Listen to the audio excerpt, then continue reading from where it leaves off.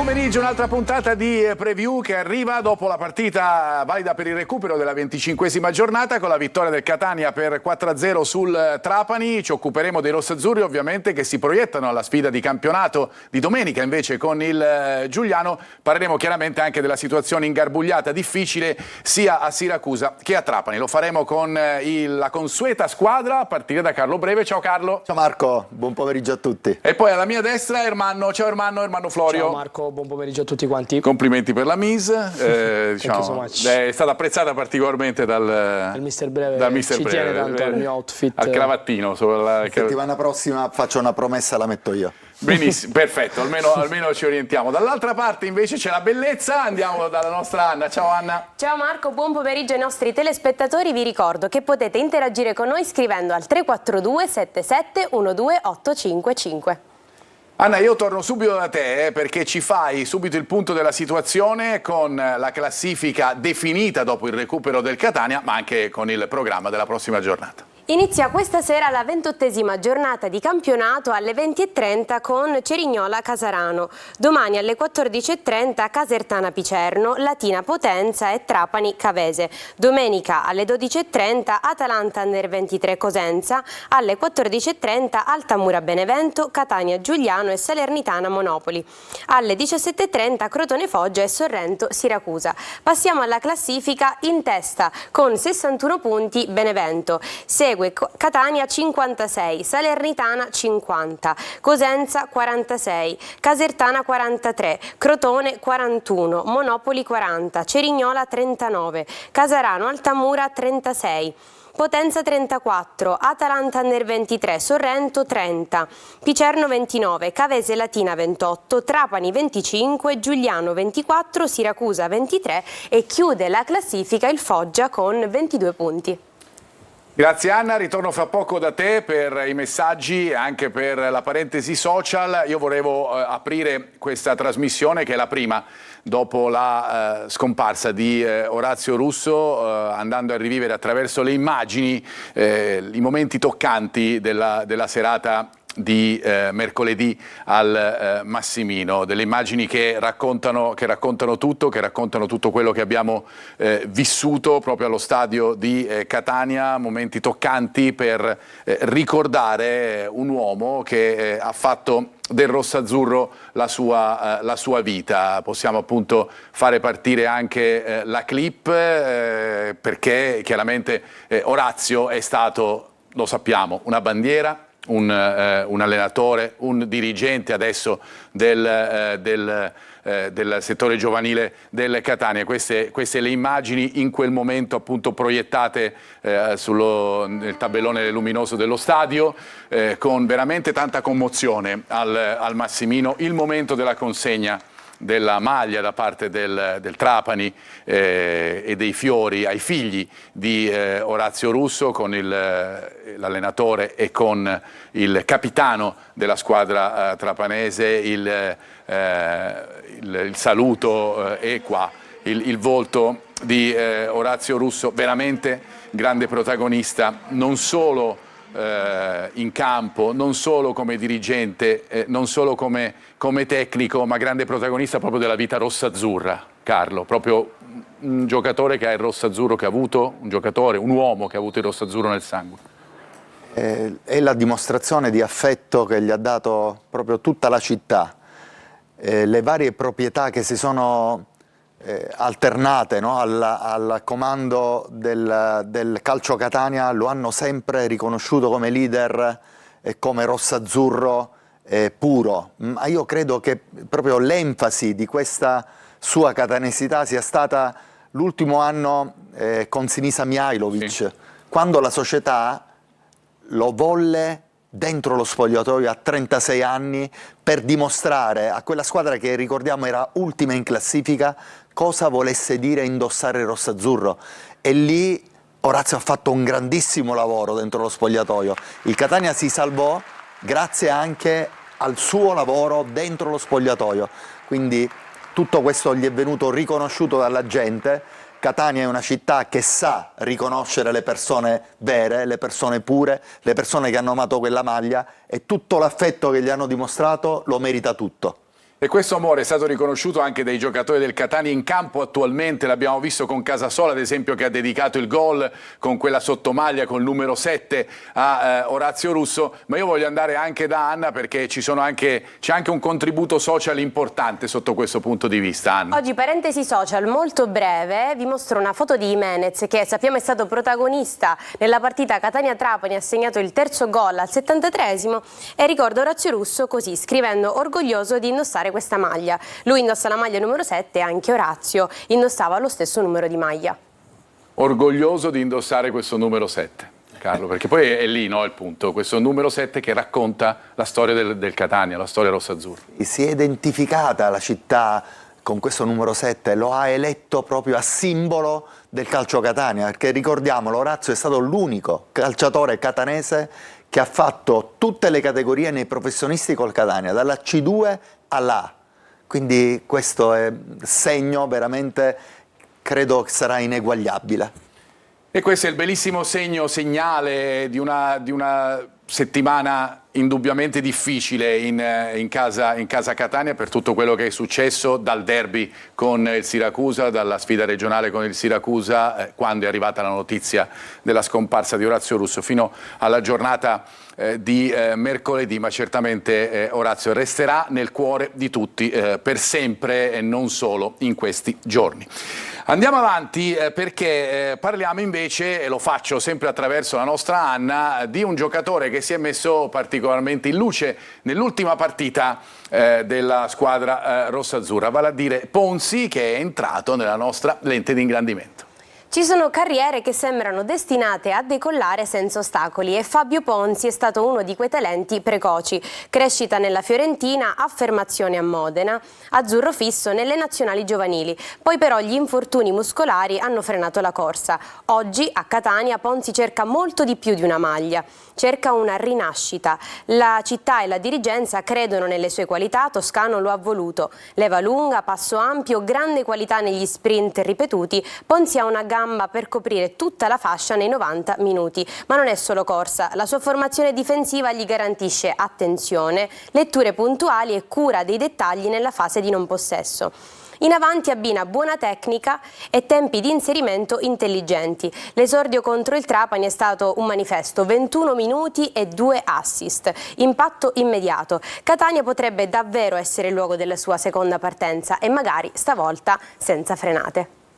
Prima di commentare quello, grazie Anna, quello che è stato fatto da questo ragazzo in appena 21 minuti in campo con il Trapani, volevo chiedere alla regia di farmi vedere subito il contributo con le parole di Toscano su Ponzi, registrate proprio subito dopo la partita. Sentiamolo.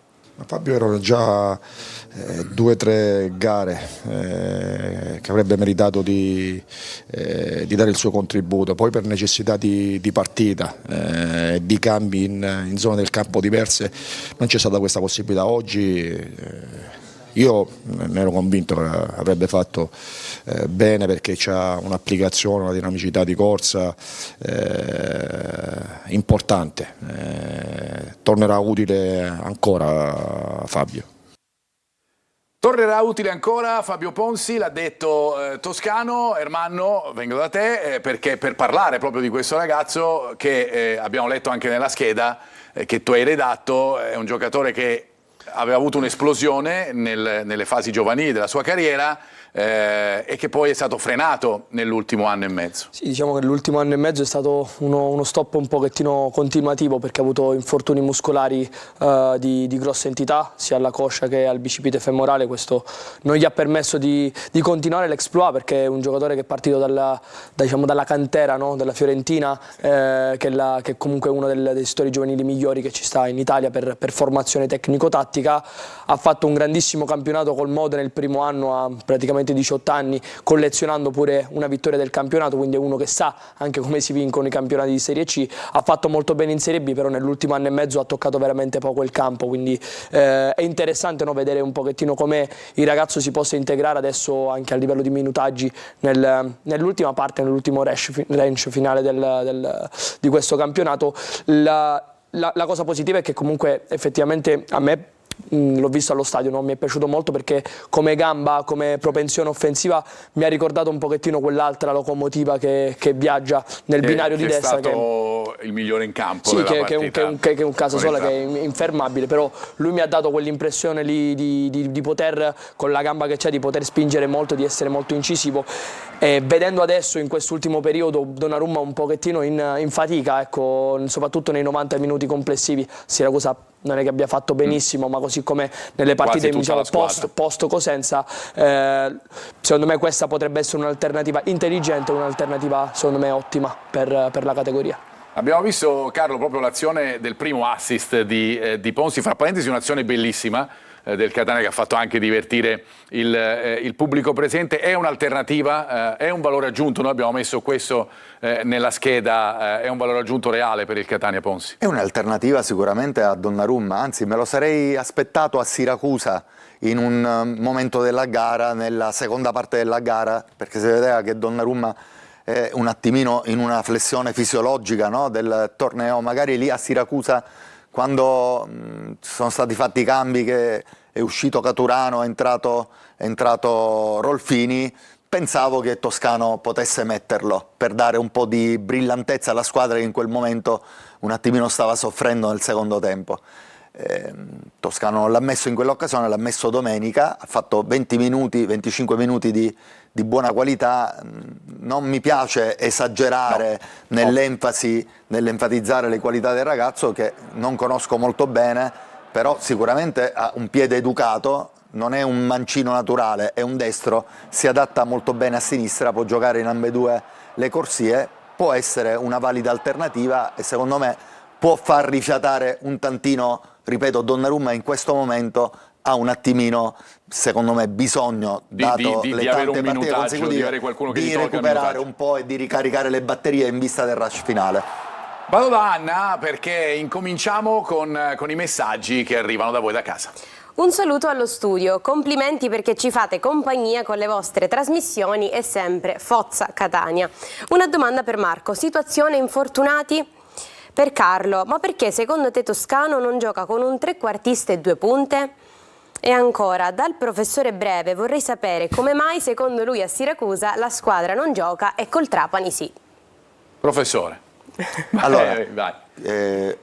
2 punte e un trequartista, sì. Adesso con Lunetta vicino forte e D'Ausilio che svaria per il campo sta giocando in questo modo, perché da quando il Catania, tutte le volte che Lunetta ha affiancato una prima punta quasi sempre forte, il Catania ha espresso buona pericolosità ed è andato in testa alla classifica. Nelle ultime 3, l'ho detto tante volte, non c'è stata questa formazione, hanno giocato i 2 trequartisti di qualità, Jimenez e D'Ausilio quasi sempre dietro una prima punta, e anche nel miniciclo dell'andata mi ricordo giocavano Cicerelli e Jimenez dietro forte. In quelle situazioni il Catania soffre un pochino, non è tanto incisivo quanto invece lo è con Lunetta vicino forte. Ecco, se non ci fosse Lunetta io mi aspetterei che in questo momento, per l'economia della squadra, mister Toscano possa utilizzare Rolfini vicino a una prima punta. Il Catania ha dimostrato che con giocatori con queste caratteristiche l'economia della squadra ne risente in maniera positiva. Per gli infortuni di Tacchio probabilmente no, per quanto riguarda Allegretto e Casasola sarà Allegretto e Caturano sarà ovviamente decisiva la giornata di domani, è possibile che riprendano a lavorare col gruppo, vediamo un po' se chiaramente hanno le condizioni di poter rientrare per la partita, non è però certamente facile. La differenza fra Siracusa e Trapani?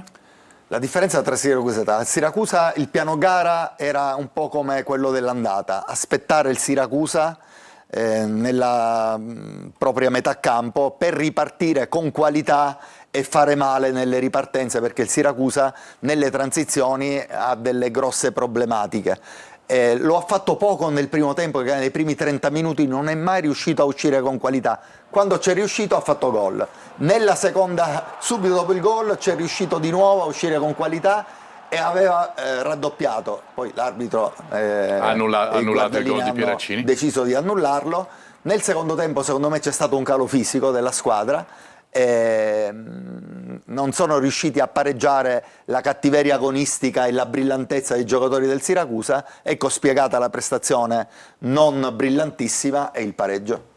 Ermanno, Toscano ha detto anche ai nostri microfoni, sono due gare diverse. Il Siracusa in tante partite ha dimostrato che se lo vai a prendere, ha usato proprio queste parole, poi magari ti punisce. È successo alla Salernitana, per cui magari mettere insieme, secondo Toscano ovviamente, riportiamo quelle che è l'opinione e l'idea dell'allenatore del Catania, mettere insieme le due partite, Trapani e Siracusa, non è facile sotto questo punto di vista. Non è facile anche perché poi in realtà, come ha detto anche Toscano, no?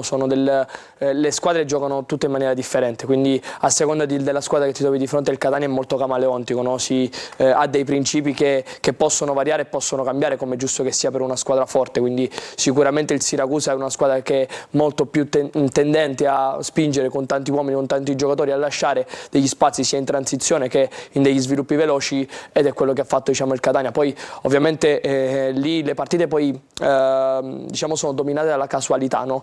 Se Pieraccini non gli viene annullato il gol 2-0 il Catania possibilmente la chiude ed è diversa, così come contro il Trapani quelle 2 o 3 occasioni anche abbastanza lampanti, no? Che ha avuto il Trapani su momenti di instabilità 0-0, 1-0 potevano, no, in qualche modo mettere dei bastoni tra le ruote, non tanto dal punto di vista fisico ma anche dal punto di vista mentale, che poi fa tanto la differenza, perché quello che è mancato secondo me poi a Siracusa, soprattutto nella seconda parte della partita, no? Quella tranquillità nell'affrontare l'avversario, quella tranquillità nello sviluppare, quella tranquillità negli ultimi anche 25 metri, che è stato poi qualcosa. Poi se si rivedono le immagini, no? Anche le palle gol con D'Ausilio, le palle gol con Rolfini 2 volte, con Casasola all'ultimo, sono delle palle gol importanti che il Catania, che arriva con una tranquillità come è arrivato poi negli ultimi 25-30 minuti col Trapani, riesce a mettere dentro e chiude la partita 4-0.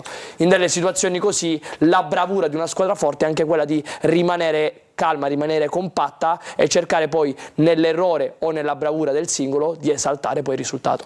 Abbiamo visto le immagini adesso anche con il gol annullato a Pieraccini. La partita con il Siracusa, Carlo, ma anche quella con il Trapani, hanno messo in luce un giocatore in un ottimo momento di forma quale D'Ausilio. È un giocatore a cui, secondo te, immagino, perché me l'hai già detto ieri durante la telecronaca, non si può rinunciare in questo momento. No, Matteo Toscano non rinuncerà ad D'Ausilio in queste condizioni, è proprio nel momento migliore della sua condizione fisica, è tornato ai livelli di Avellino, in questo momento impossibile fare a meno di D'Ausilio, quindi ritengo che per un po' di tempo, fino a quando D'Ausilio avrà questa condizione, Jimenez potrà subentrare e spaccare la partita dalla panchina. All'inizio era al contrario, era D'Ausilio che subentrava e riusciva a spaccare la partita, adesso è tempo che lo faccia Jimenez, entrando col piglio giusto e potendo dare una mano a partite in corso può diventare importante da questo punto di vista. D'Ausilio nelle ultime 5 è sempre titolare, sì, quindi esatto. Questo già è una prova importante, no? di stima da parte del mister. L'unica cosa che mi viene da pensare, un po' l'ho visto stizzito mercoledì quando è uscito, non l'ho visto proprio tranquillissimo, possibilmente voleva rimanere in campo perché sai Ermanno, ce l'aveva col quarto uomo. Ah, ok, pensavo sì. io visto da fuori. Ho visto che ha protestato col quarto uomo, non so per quale. Okay. No, non era per il cambio. Non era assolutamente per il cambio. No, però la cosa che diciamo mi fa piacere è che è un giocatore che effettivamente si sta riprendendo tanto, sta facendo vedere cose veramente interessanti, e poi il giocatore non ha la Cicerelli che ti spacca le partite, che ti salta l'uomo, che ti crea superiorità, ed è un giocatore che nelle 21 partite giocate ha una media di 41 minuti ed è riuscito a fare 2 gol e 5 assist, quindi comunque non è un bottino da poco. Sicuramente il mister l'ha detto bene, l'anno scorso ad Avellino abbiamo visto il miglior D'Ausilio, però il miglior D'Ausilio è arrivato nella parte finale del campionato. Diamogli tempo e secondo me ci farà vedere cose buone. Cicerelli che fra parentesi insiste, chissà che il Catania non lo possa ritrovare magari nella parte finale della stagione. Ritorno da Anna per altri messaggi da casa. Anna. Ancora per te Marco, la situazione Torre del Grifo. Per Ermanno il Giuliano non va sottovalutato, ho visto la partita col Trapani, non mollano, sono vivi ma il Catania deve vincere. Per Anna ancora un piccolo sforzo e fra un mese magari ci vediamo con il Catania in testa alla classifica e tu potrai sorridere ancora di più, io lo spero veramente.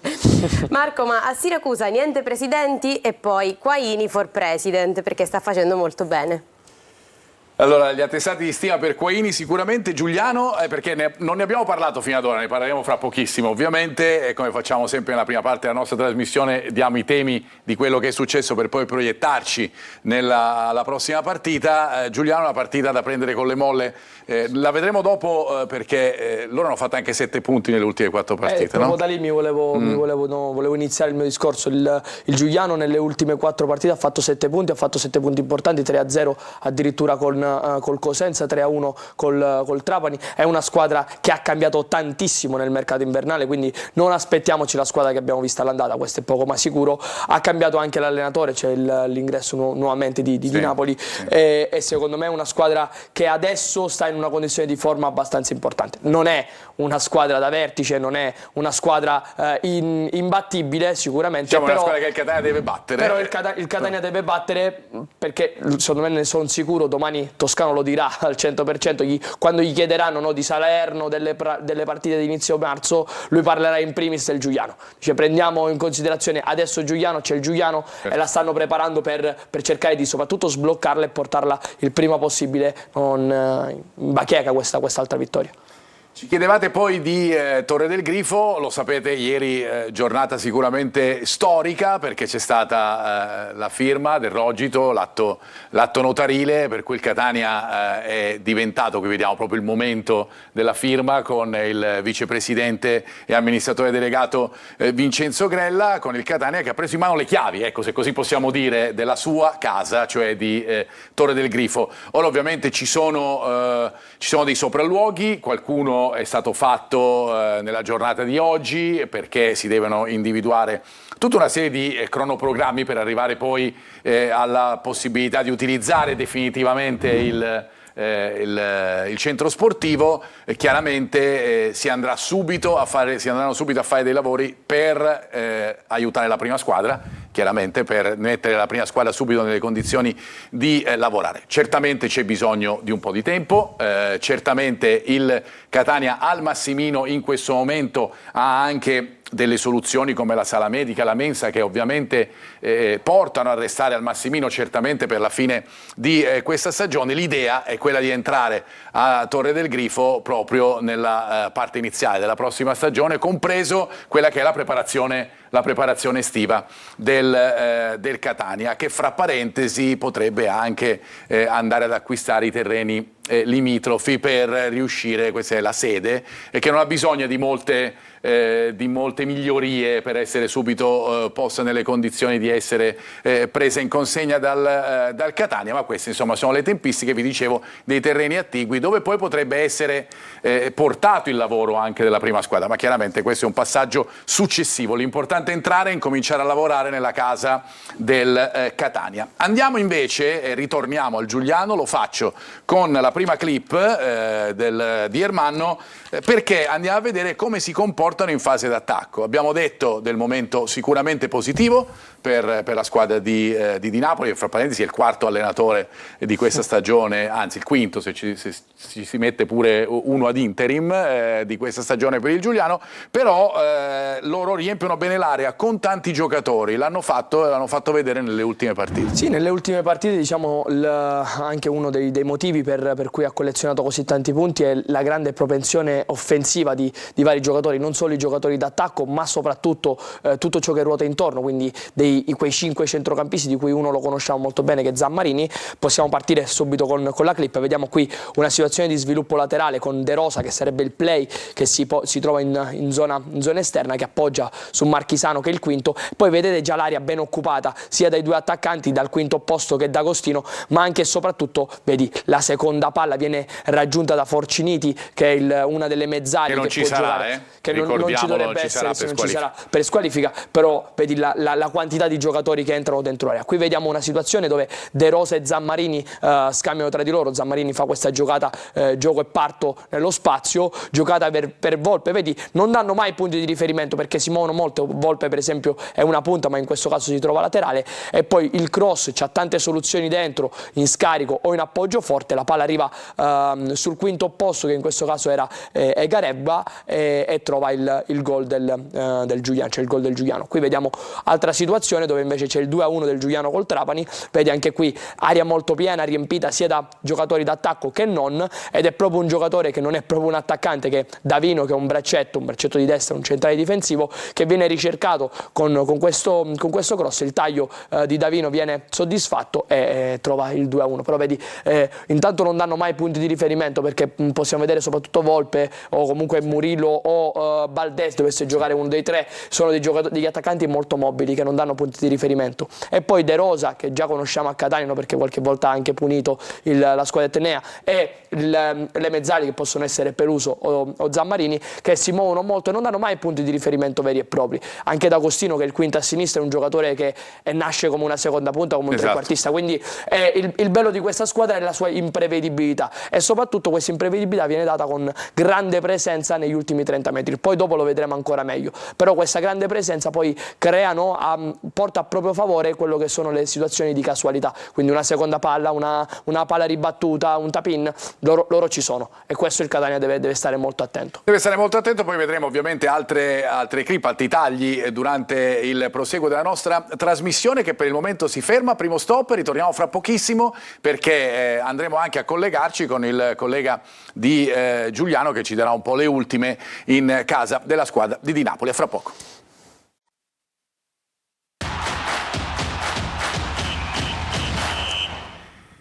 Eccoci di nuovo in studio. Allora, io andrei subito da Anna per altri messaggi da casa e poi continuiamo con il punto tattico. Allora, prima domanda: qual è la posizione contrattuale di Ponzi? Prestito con diritto di riscatto, prestito secco, acquisito a titolo definitivo? A questa rispondo io: acquisito a titolo definitivo fino al 2028. E ancora, buonasera, speriamo che il Catania vinca sempre per la Serie B e per Orazio Russo. Forza Catania. Si deve vincere il campionato e dedicarlo a Orazio Russo, gli devono fare questo regalo. Buon pomeriggio, complimenti all'eleganza a voi studio. Si riferiscono a Ermanno, che ha la cravatta, secondo me. Domanda a Marco: contro il Giuliano, vede in avanti Jimenez, Bruzzaniti e Rolfini punta, o d'ausilio Lunette forte? Da Vincent. Allora, rispondo subito io, la seconda. Più la seconda, poi dopo, se volete restare, restate fino alla formazione, alla probabile formazione del Catania, ma io ti dico che vedo più la seconda. Invece Carlo, sul discorso legato, non me lo ricordo più la domanda, perché stavo facendo i complimenti ad Anna perché ci ha detto di Ponzi, chiaramente. Poi Ponzi. Che domanda c'era su Ponzi? Questa di Ponzi Su ha già risposto Anna. C'erano altre domande, No, non le ho Orazio. segnate. No. E dunque, benissimo. Vincere per Orazio. Andiamo così. Ah, ecco, bellissimo. Questo invece è vero. Tutti i messaggi per Orazio. Queste sono le cose più belle che abbiamo vissuto anche insieme ai tifosi del Catania in quella serata, in cattedrale poi il giorno dei funerali. Insomma, una città che si è stretta attorno alla società, ma attorno ai familiari e attorno a questa figura che è un simbolo veramente per chi ama il rosso-azzurro. Vedo collegato il mio amico Gregorio Morrone di Teleclub Italia. No, mi dicono di no, ancora non c'è. E allora torno da Ermanno, perché andiamo a dare uno sguardo invece al Catania, perché soprattutto nella partita, anche nella partita con il Siracusa, ma anche nella partita con il Trapani, abbiamo visto tante volte che il Catania ha sviluppato la propria azione lateralmente. Diciamo che lateralmente sta trovando grande sicurezza, e soprattutto forse avendo quei giocatori, quei trequartisti che si muovono tanto e gli esterni che spingono molto, riescono a trovare anche della superiorità e dello spazio in più in corsia, che poi viene ottimizzata, come vedremo nel video, in maniera proprio pratica, sia dai trequartisti che dagli esterni, che entrano dentro area sia o con i cross oppure semplicemente con delle combinazioni che portano all'ingresso in area dei giocatori di Mister Toscano. Vediamo proprio dalla clip video, qui proprio col Siracusa c'è il gol del Catania, D'Ausilio e Bruzzaniti che giocano molto vicino. Questo ti fa capire, no, anche un po' il movimento costante di D'Ausilio, che non dà mai punti di riferimento. Bruzzaniti che poi guarda l'area Ottimo il movimento di Caturano a tagliare sul primo palo, che però non viene servito. La palla è per Casasola, non bravissimo qui a schiacciare, ma molto bravo poi D'Ausilio sul tap-in a trovare la via del gol. Qui invece un'altra situazione che è l'1-0 del Catania, vediamo sempre Casasola protagonista, con D'Ausilio questa volta spostato più sull'auto di destra, D'Ausilio e Casasola che chiudono benissimo questa triangolazione con l'ingresso in aria dell'argentino dentro aria. Questa palla poi viene gestita e giocata dentro.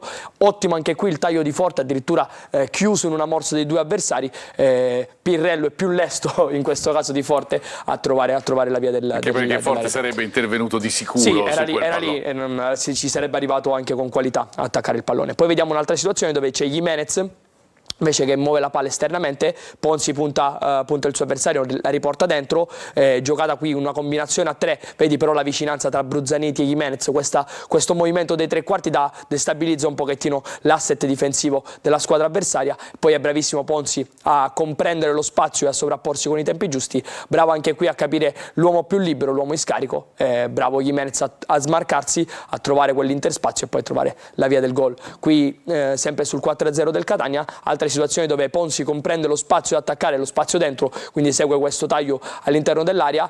Bravo nel colpire e nell'impattare forte col mancino, che non è il suo piede forte, come ha detto benissimo il mister Breve. Rolfini qui aveva cercato un gesto di lusso che non riesce, ma e poi arriva lui che arriva sempre ovunque, ormai anche ha fatto breccia nei cuori dei tifosi del Catania, che arriva e meritatamente trova il gol e la gioia personale. Dopo quel bellissimo numero 7 esposto, Casasola, che è già entrato nel cuore dei tifosi prima, sicuramente lo ha fatto di più anche con questo gesto. Sicuramente questo sì, anche perché la prima volta l'aveva fatto sotto una curva, la seconda l'ha fatto sotto l'altra, questo è un legame importante. È vero. Andiamo a vedere le statistiche a confronto, perché voglio capire un po' qual è la situazione delle due squadre, chiaramente sui punti, ma anche sul rendimento delle ultime partite di campionato. L'abbiamo detto poco fa, no? I 5 punti del Catania, che chiaramente paga quei 2 punti nelle 3 partite racimolati prima del Trapani, e 7 invece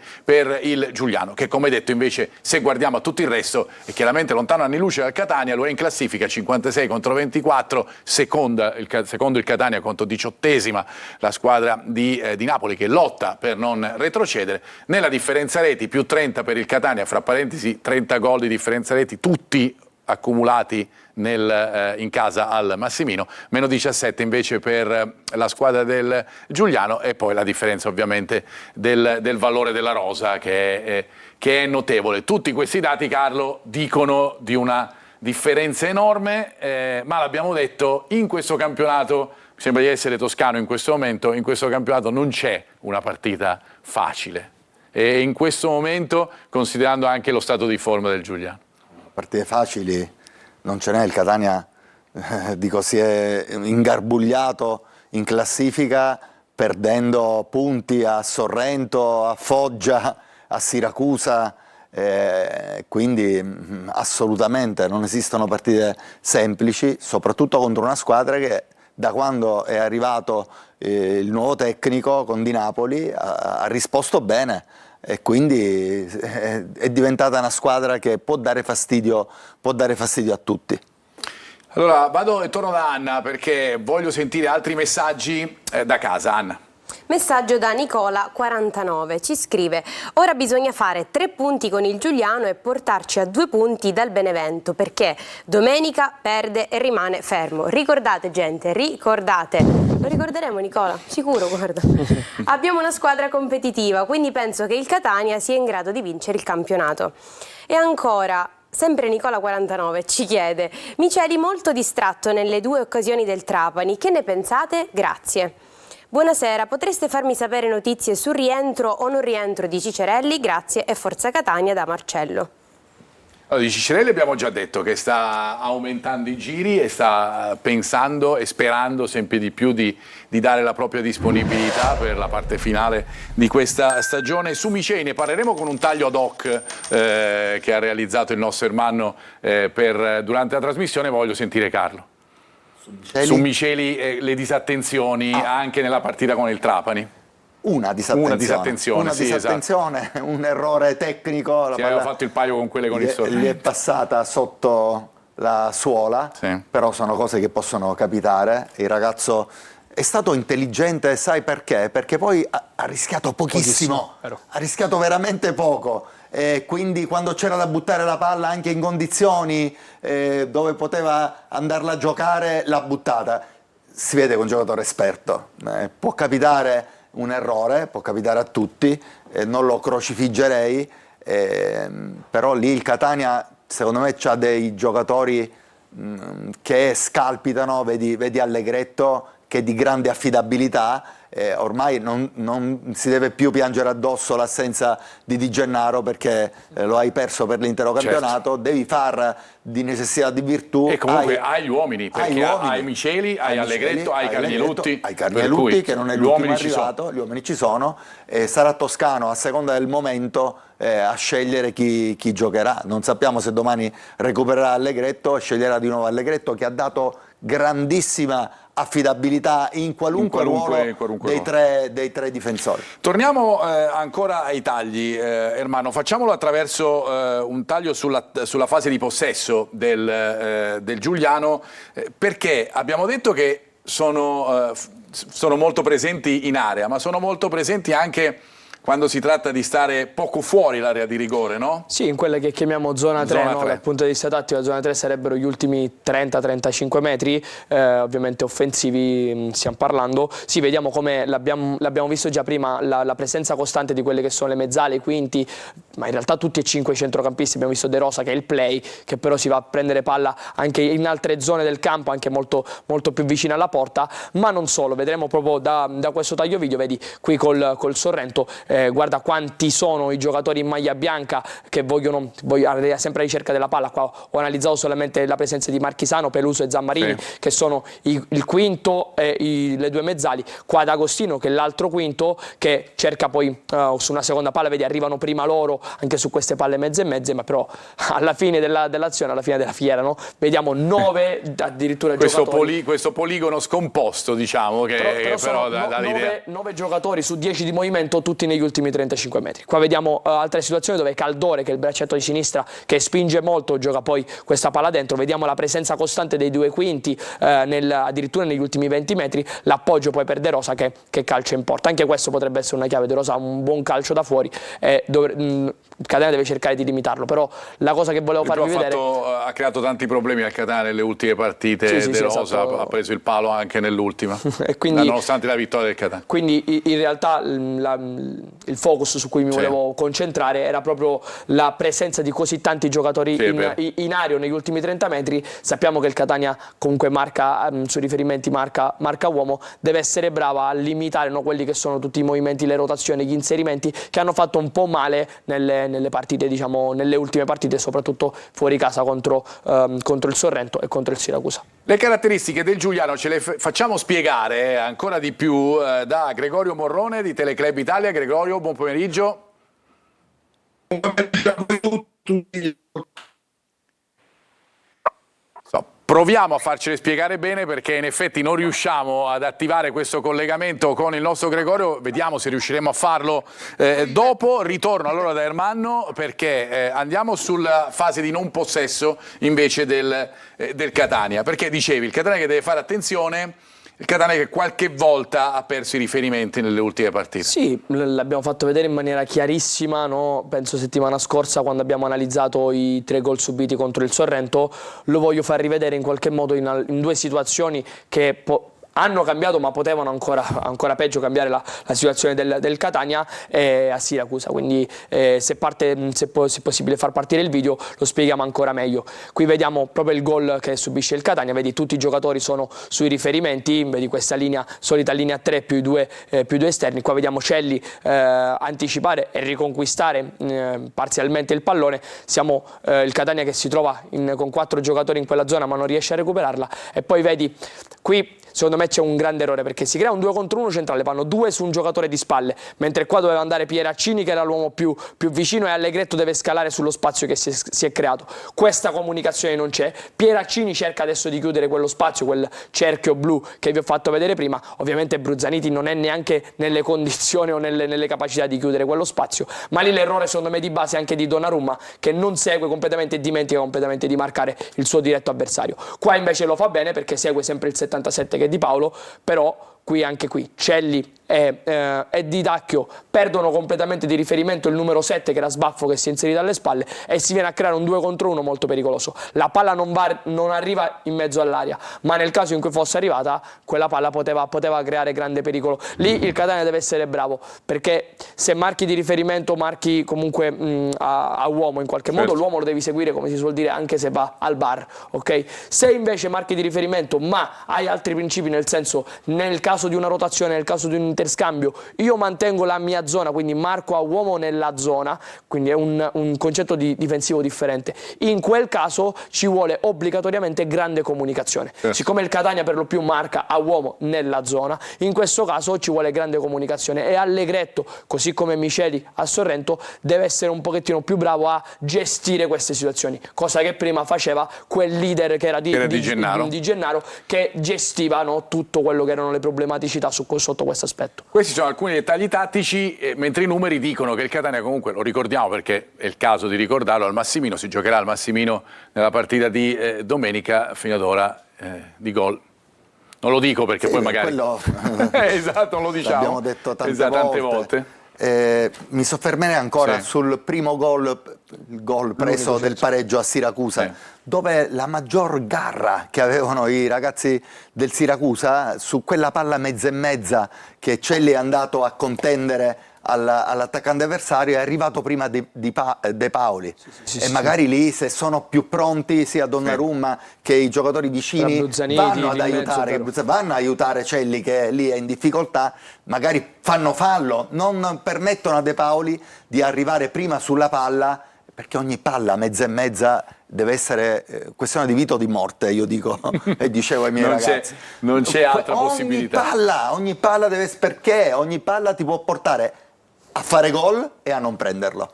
Quelle palle mezze e mezze sono decisive, e lì il Catania ha preso gol, oltre agli errori tattici. Soprattutto in una situazione di superiorità. Il riferimento che fa, perché poi Marco Donnarumma è lento e pigro un attimino lì a rientrare, a mettersi in una posizione per lui ideale dove può andare a stringere e fare una diagonale stretta che lui è capace a farla. Bruzzaniti non è mestiere suo di andare a fare una diagonale stretta per dare protezione. Allegretto doveva uscire prima, se esce lui, doveva uscire molto prima sul suo riferimento, che era Arditi, perché Arditi che riceve palla è l'uomo di Allegretto, quindi Allegretto doveva anticipare questa uscita, non l'avrebbe fatto imbucare. Una volta che non esce Allegretto poteva uscire prima sicuramente Pieraccini, e Allegretto, come ha detto bene Ermanno, andava a creare una protezione, una piramide difensiva. Non è successo tutto ciò, il Catania ha preso gol. Ha preso il gol che abbiamo rivisto di Paolo. A proposito di rivisti, sto vedendo nel monitor di servizio il nostro Franco Cammarasana, che è pronto a darci le ultime di Casa Trapani. Ciao Franco. Buon pomeriggio, buon pomeriggio. Il Trapani, come tutti sanno, è atteso da una partita cruciale, è reduce da 4 sconfitte consecutive. La cosa sorprende, ma fino a un certo punto, per una squadra smantellata totalmente alcune settimane fa e rivoluzionata con l'arrivo di 16 giocatori, quasi tutti giovani e fra l'altro con pochissima esperienza, che avevano fatto quasi tutti panchina nelle squadre di provenienza, fra l'altro con poca esperienza, ma anche con condizioni atletiche diverse uno dall'altro. Adesso deve, dopo 4 sconfitte consecutive, deve cercare di invertire questo trend, e domani è atteso da una partita cruciale contro Cavese, che ha 3 punti in più del Trapani e 28 in classifica contro i 25 del Trapani. Tra l'altro una Cavese in ripresa, perché nelle ultime 5 partite ha conseguito altrettanti risultati positivi, 4 pareggi e una vittoria, l'ultima della quale a Salerno con la Salernitana nel sentitissimo derby appunto con la squadra di Salerno. Mentre parliamo c'è attesa a Trapani perché è in corso una udienza della Corte Federale di Appello della FGC che deve esaminare il ricorso del Trapani verso la seconda penalizzazione, la prima fu di 8 punti, la seconda di 7 punti. Ecco, su questa ulteriore penalizzazione dovrà esprimersi la Corte d'Appello federale. Se verrà confermata, quindi il Trapani rimarrà con una penalizzazione di 15 punti, in attesa poi della successiva udienza, quella però del Tribunale federale della FGC, che si esprimerà il 6 marzo prossimo. Il 9 marzo prossimo, scusate, per quanto riguarda il deferimento del Trapani circa le scadenze del 16 dicembre. Per quanto riguarda le scadenze del 16 febbraio, sembra che la società abbia ottemperato regolarmente alle scadenze, non dovrebbe subire ulteriori penalizzazioni, però ripeto, è tutto da vedere. Per quanto riguarda la partita di domani, anche stavolta Aronica farà degli esperimenti, perché chiaramente attualmente sta continuamente modificando la formazione nella ricerca della cosiddetta quadra per quanto riguarda l'impostazione della squadra. A Catania, come avete visto, ha appena accennato la squadra qualcosa sul piano di gioco, ma chiaramente la deve interiorizzare, la deve assimilare del tutto. Non avete visto a Catania tifosi del Trapani, perché attualmente c'è un totale scollamento, grande delusione in tutto l'ambiente sportivo trapanese e tanta rabbia anche tra gli abbonati ai quali sono state promesse grandi cose, una squadra lanciata verso quantomeno i playoff per quanto riguarda il calcio, una squadra addirittura che puntava allo scudetto per quanto riguarda la pallacanestro. Hanno fatto bene nella prima parte del campionato, poi tutto sapete come è andata a finire, e fra l'altro piangono e molto i 3.400 abbonati della pallacanestro, e gli abbonamenti della pallacanestro erano abbastanza onerosi, e malgrado abbiano pagato gli abbonamenti per tutto l'anno, probabilmente hanno visto meno della metà della stagione. Franco, andiamo alla probabile del Trapani per tentare di capire, molto probabile, come al solito, è chiaro.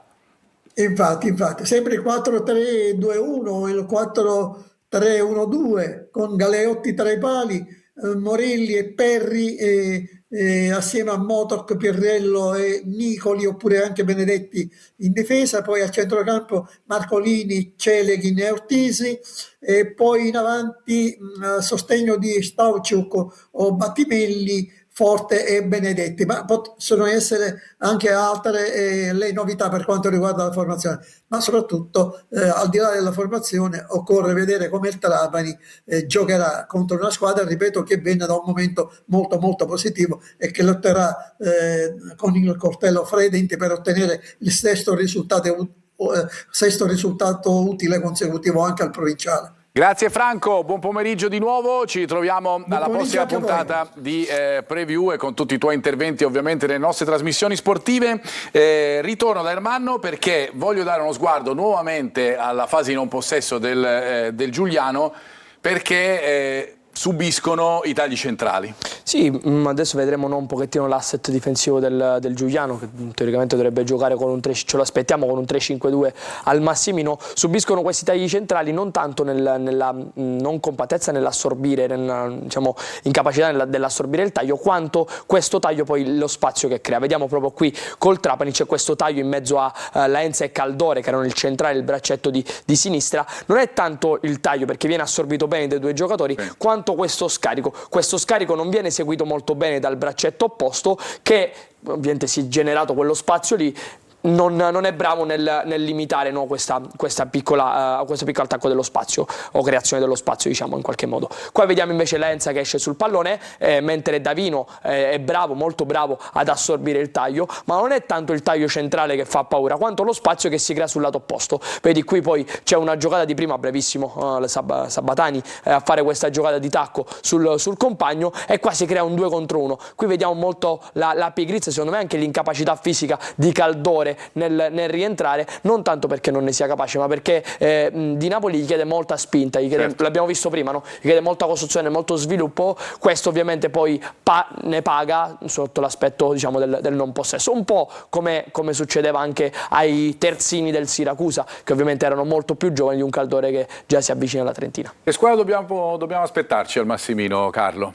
Una squadra che in questo momento è in fiducia e quindi crede nel poter portare a casa un risultato importante. È una squadra che aspetterà, secondo me, il Catania e penserà magari durante la gara, non so se dall'inizio, di sfruttare gli uomini più veloci, che a campo aperto possono fare male. Vedi Murillo, vedi Baldé, e quindi mi aspetto una squadra che aspetterà il Catania, ma nel momento opportuno cercherà la giocata vincente. La giocata vincente per provare a mettere in difficoltà i rossazzurri. A proposito di difficoltà dei rossazzurri, qualche volta la palla filtrante crea un po' di problemi alla linea, no? Sì, diciamo che qui c'è proprio una situazione dove il Catania era andato in transizione, poi perde palla, si deve ricompattare. C'è un filtrante che ha messo un pochettino di pericolo, in pericolo un pochettino la difesa del Catania. Possiamo partire con la clip, vediamo qui Frisena che guida il pallone, vediamo questa linea di difesa che è formata dai 3 difensori più Casasola, sempre pronto a recuperare, che si stringe e cerca di coprire la zona centrale, visto che comunque è una palla aperta. Qui Allegretto fa questo appoggio col piede destro, quasi a tentennare per andare in uscita, anche se lì ovviamente non puoi uscire perché liberi lo spazio alle spalle. Questa sua, diciamo, piccola mossa la paga, perché poi si trova in una postura completamente errata, dando quasi completamente le spalle al pallone e non riuscendo più a riprendere quella velocità di corsa che invece aveva Arditi, che era direzionato verso il taglio. Questa è una conclusione con la che poi non è la parata. conclusione, però la cosa che mi è piaciuta qui è c'è l'errore di Allegretto o l'imprecisione di Allegretto, non tanto l'errore, però la cosa che mi è piaciuta è che qui la linea ha lavorato da linea, ha lavorato da reparto, si è compattata velocemente e su questo taglio si vede Scegli e Pieraccini che stringono molto bene e limitano assolutamente quello che è la visuale della porta per Arditi. Questa è una cosa positiva perché è un principio difensivo che il Catania non aveva fatto vedere nell'ultimo periodo e in questo caso su questo inserimento lo fa molto bene. Ritorno da Anna, altri messaggi, Anna, a te. Buongiorno a tutti, Forza Catania, e speriamo di avere continuità fino alla fine. Hanno giocato tutti bene, ma Pieraccini e Casasola hanno fatto un partitone. Ermanno, sei molto preparato, bravo davvero. Guarda che non l'ho scritto io, Ancora non mi spiego cosa sia accaduto a Siracusa. A livello tattico, cosa è cambiato rispetto alla partita in casa con il Trapani? Domanda sempre per te, Ermanno. Celli è così necessario, non sa difendere, punta sempre alla profondità. Forse vuole giocare un altro ruolo? A voi. Celli. Parliamo di Celli perché sul resto avevamo praticamente già risposto. Allora, sul discorso di Celli in realtà è un giocatore particolare perché ci ha fatto vedere di essere ordinatissimo in alcune situazioni, però effettivamente alle volte difensivamente non spicca per compattezza, secondo me, per lettura, per copertura, non è proprio.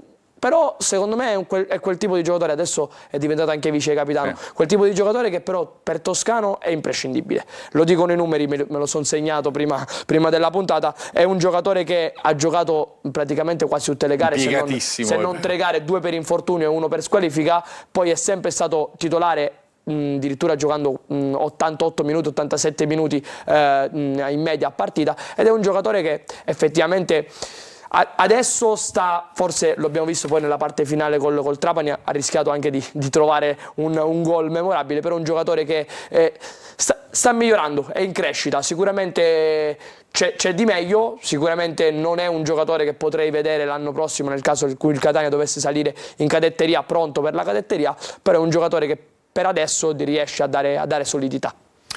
Noi ci fermiamo, ritorniamo fra pochissimo perché ci collegheremo con Siracusa per avere la situazione, anche perché lì è ancora più ingarbugliata rispetto a quella che abbiamo vissuto a Trapani, e con il sindaco che ha preso anche in mano la situazione, potrebbe prenderla ancora di più nei prossimi giorni, nelle prossime ore appunto. Ci fermiamo, ritorniamo fra pochissimo.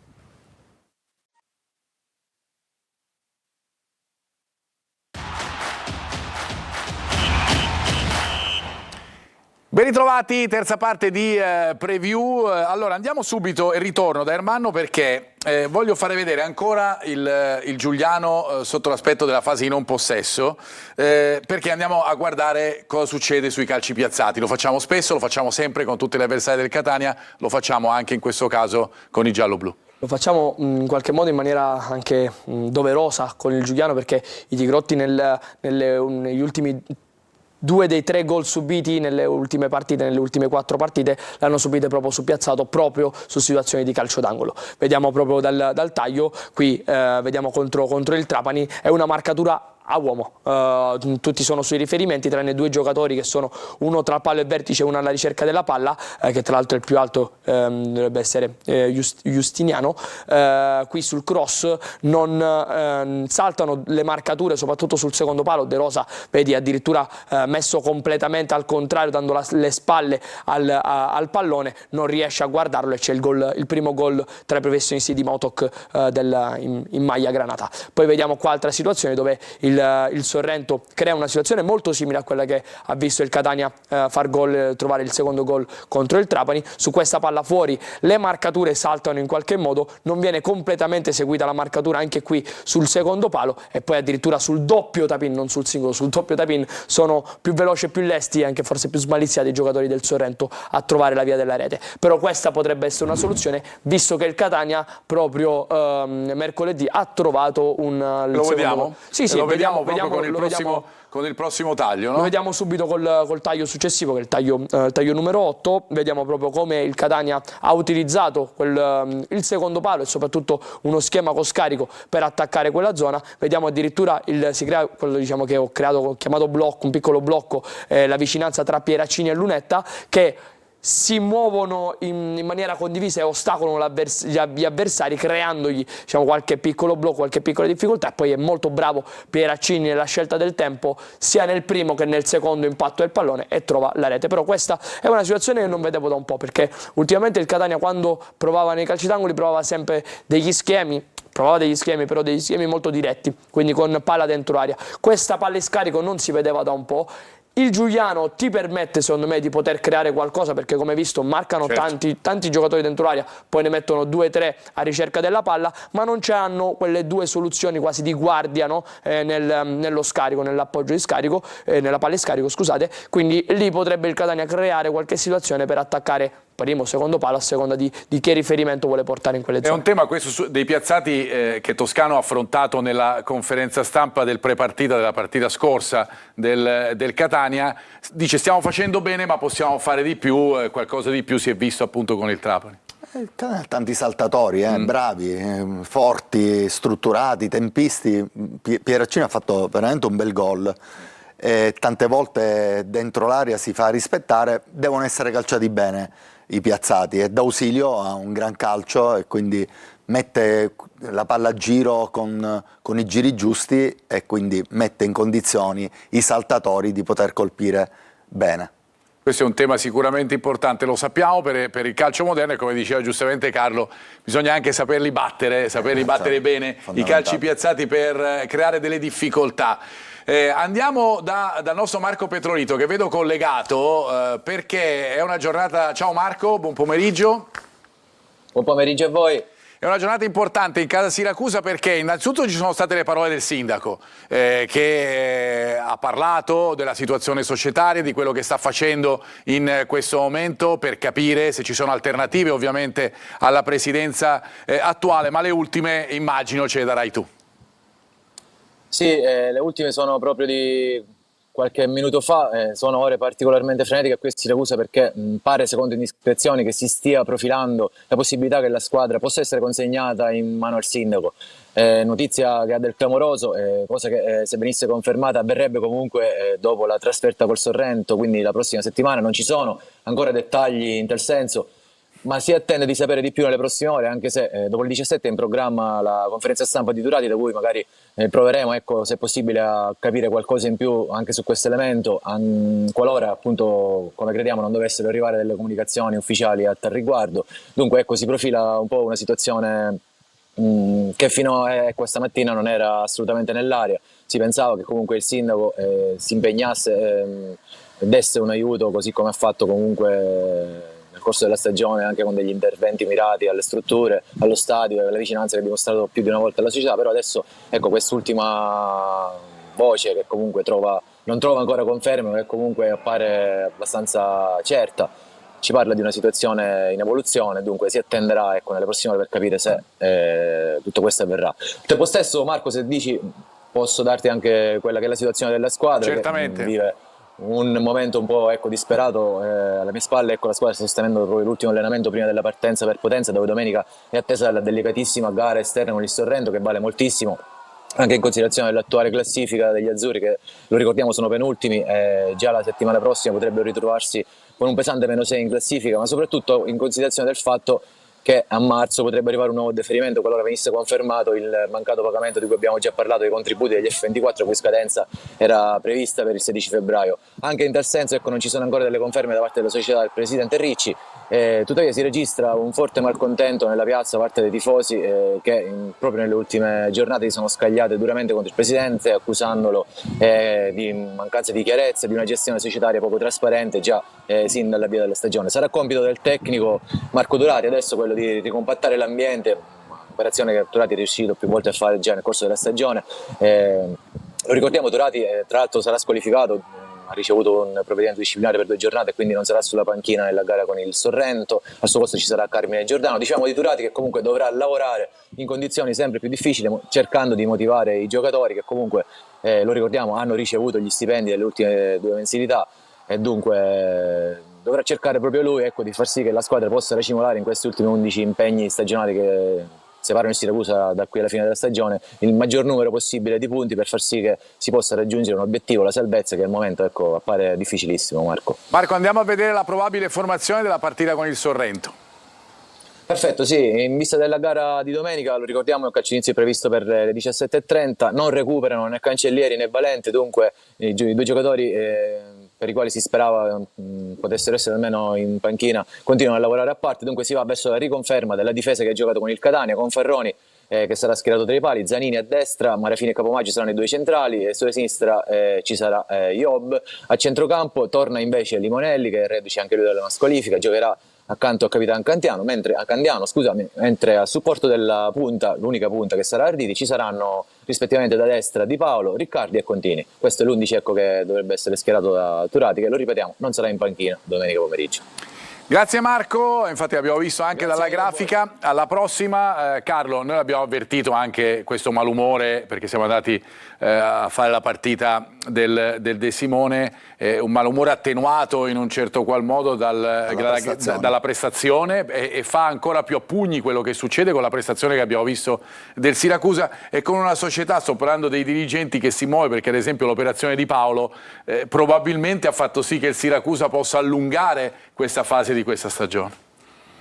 Lo trovo veramente fuori luogo, ecco, il comportamento del presidente, perché è lui che ha portato tra l'altro il Siracusa in Lega Pro, facendo degli sforzi economici credo importanti in Serie D, ma poi si doveva rendere conto che la Lega Pro è tutt'altra categoria, dove serve una società solida con tutto a posto, e invece non è così.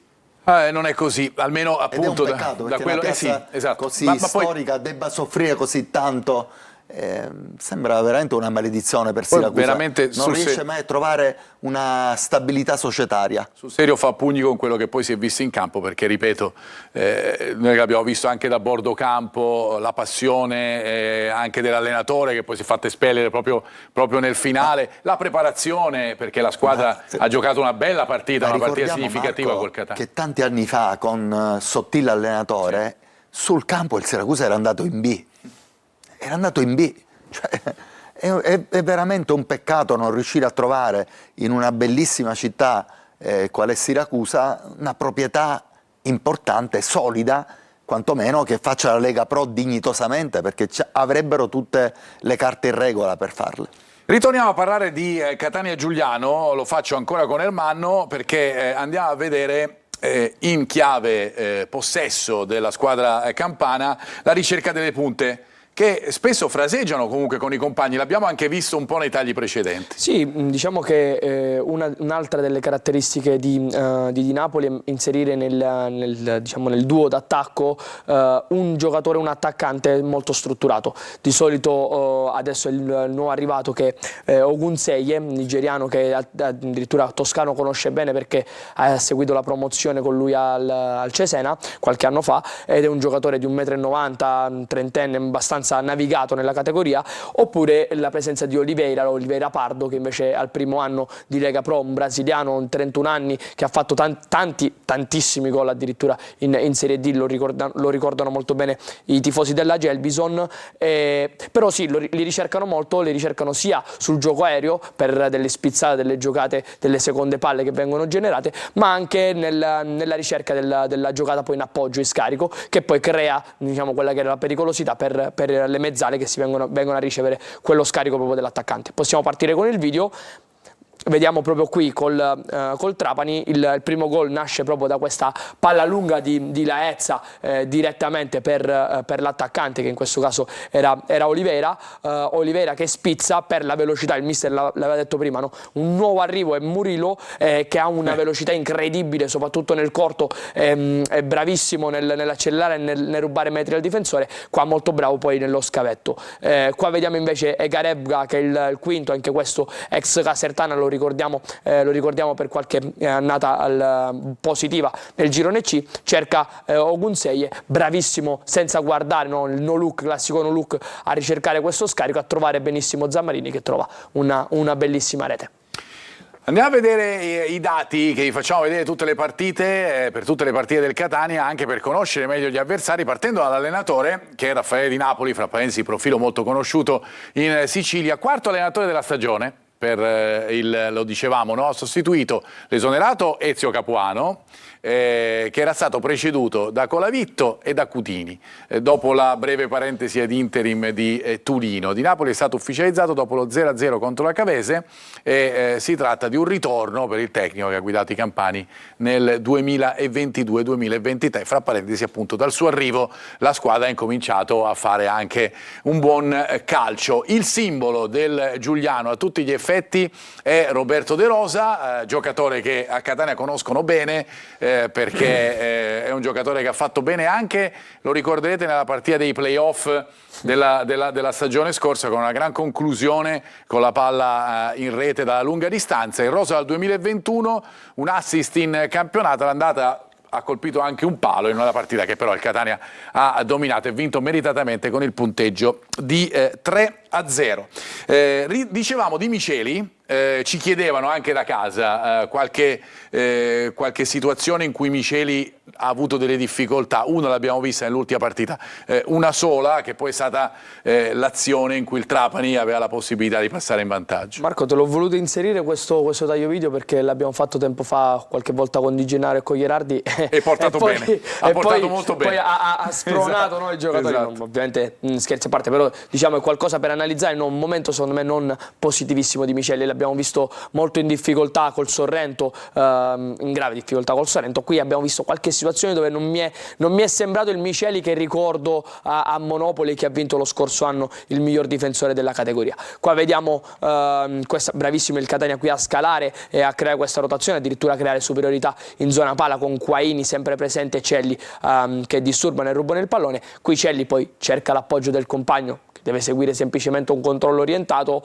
Questo controllo orientato, questa imprecisione nel controllo costa un po' al Catania, che però poi è brava anche attraverso la sua corsa, il suo ripiegamento, a limitare quelli che sono i danni. Altre situazioni dove non mi è piaciuto particolarmente è questa situazione dove qui in questo caso è Celli a marcare l'avversario, però lui non guarda alle spalle, non cerca di seguire quella chiusura del pallone, e qui perde completamente quello che è l'uomo nelle vicinanze e crea un pochettino di pericolo, perché poi quello stesso giocatore forte a mangiarsi il gol, a colpire la palla di testa. Lì Miceli in quelle situazioni, oltre allo spazio, deve pensare anche al giocatore dentro l'area, visto che siamo negli ultimi addirittura 8-9 metri, a accorciare soprattutto le distanze e a muoversi con lui. Ricordiamo, Carlo, che l'esordio di Miceli in maglia rossa-azzurra invece era stato super positivo. Trattasi di un giocatore di grandissima esperienza, giocatore che ha fatto della soprattutto cattiveria agonistica, sportiva, un suo cavallo di battaglia. Probabilmente ha bisogno anche lui di un po' di tempo per capire un po' le dinamiche della difesa del Catania e prendere le redini di questa difesa. Di questo gruppo a livello difensivo, appunto, del Catania. Vediamo le ultime del Giuliano per fare il punto, le ultime 5 di quelli che sono i risultati. L'abbiamo detto, del buon cammino nelle ultime partite del Giuliano. Giuliano Cavese 0-0 è stata la fine dell'epoca Capuano, che è durata fra parentesi pochissimo, e poi l'1-1 subito in casa della Salernitana, la vittoria con il Cosenza per 3-0, per cui un grande avvio di Napoli, poi la sconfitta a Potenza con il Sorrento e la vittoria, fra parentesi, arrivata nei minuti di recupero con il Trapani, che si era portato in vantaggio e che poi ha visto sfuggire il pareggio proprio nei minuti di recupero. 3-1 per 24 punti con 6 vittorie, 6 pareggi e 15 sconfitte per il Giuliano. Tutti attendete quello che dirà l'intelligenza artificiale per questa partita, allora noi andiamo da Anna per i pronostici. Pronostico dell'intelligenza artificiale per la partita di domenica è 2-0 con gol di Bruzzaniti e Celli. I risultati precedenti sono nel 2025 3-1, nel 2024 2-3 e nel 99 3-1.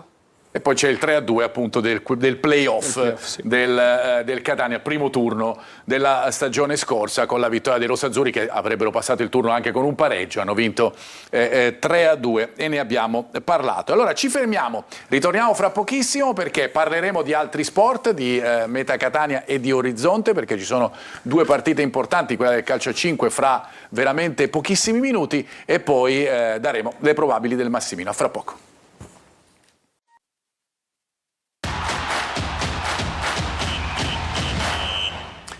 Fase finale della nostra preview, che occupiamo inizialmente con gli altri sport molto importanti per quanto riguarda la città di Catania, perché ci sono delle squadre che onorano lo sport catanese, come l'Orizzonte, che è attesa domani alle 17, ennesima, da una partita di Champions League importante con le spagnole del Mataró, le catalane che sono in testa al girone a punteggio pieno a quota 12, poi c'è il Sabadell a 8 e l'Orizzonte Catania a 4, dunque la squadra di Martina Miceli dovrà sperare chiaramente in un risultato anche delle avversarie per provare a passare il turno, perché passano il turno in 2.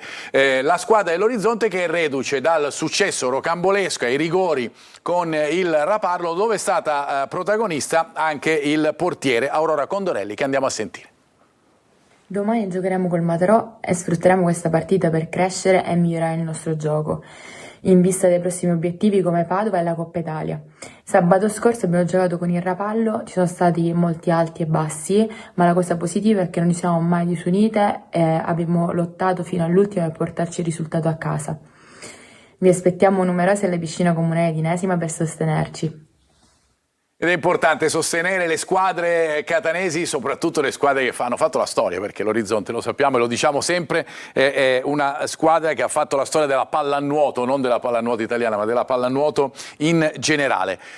Altre squadre che stanno facendo la storia in questi anni dei campionati italiani, andiamo alla meta che fra poco sarà in campo, in casa della Roma 1927, e che è reduce, lo vedremo nelle immagini fra poco, da un risultato rotondo, importante, nell'ultima partita 8-2 contro la Futsal Genova, 3 punti pesantissimi, Genova battuto al Palacatania e con la L84 fermata in casa dall'Active Network, per cui con la Meta Catania che allunga in testa alla classifica.